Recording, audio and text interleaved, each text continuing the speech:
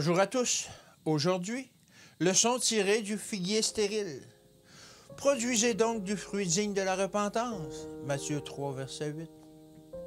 Je désire vivement que ceux qui ont créé des dissensions et suscité des conflits soient convaincus de leurs erreurs, se repentent et soient convertis. Dites ceci aux membres. La lumière est encore pour un peu de temps au milieu de vous. Marchez pendant que vous avez la lumière, afin que les ténèbres ne vous surprennent point. Jean 12, verset 35. Le temps est court, nous devons donc nous occuper diligemment des affaires du roi. Il y a 2 soirs, dans une vision de la nuit, il me sembla que je m'adressais à une assemblée de nos membres.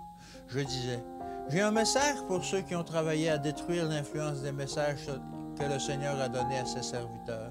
Certains, pendant des années, ont étendu très loin leurs racines, mais les fruits qu'ils portent pour le Christ sont représentés par le figuier stérile. » Nous devrions constamment garder à l'esprit la leçon du figuier stérile. Ce n'est pas une profession de vertu qui répondra aux besoins du monde aujourd'hui et accomplira la volonté de Dieu pour la famille humaine. Dieu cherche des branches qui portent du fruit.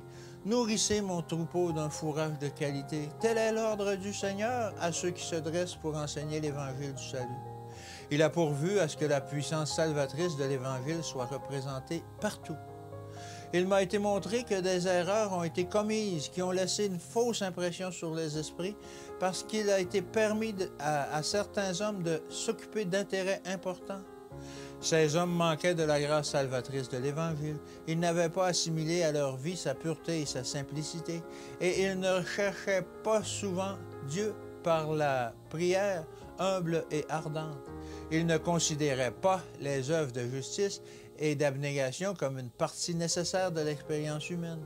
Ils ne voyaient pas le besoin de posséder l'Esprit du Christ et d'imiter son exemple dans leurs œuvres ministérielles. J'ai entendu des paroles d'avertissement et de supplication adressées à de jeunes hommes, les implorant de s'en remettre complètement au Seigneur et d'obtenir une conversion totale.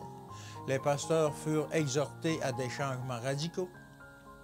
Je vis le Sauveur debout devant l'Assemblée, s'adressant à ceux qui s'étaient levés pour décourager et entraver les autres.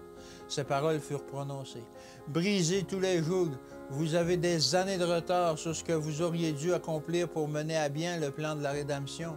Que chacun prenne ses ordres de celui en qui habite la vérité et la justice. Que chacun établisse de justes liens avec Dieu, en se repentant profondément. Présentons notre cas au trône de grâce. Je prie pour que nous puissions maintenant constater des conversions totales. Que Dieu vous bénisse et qu'il vous garde, et à demain.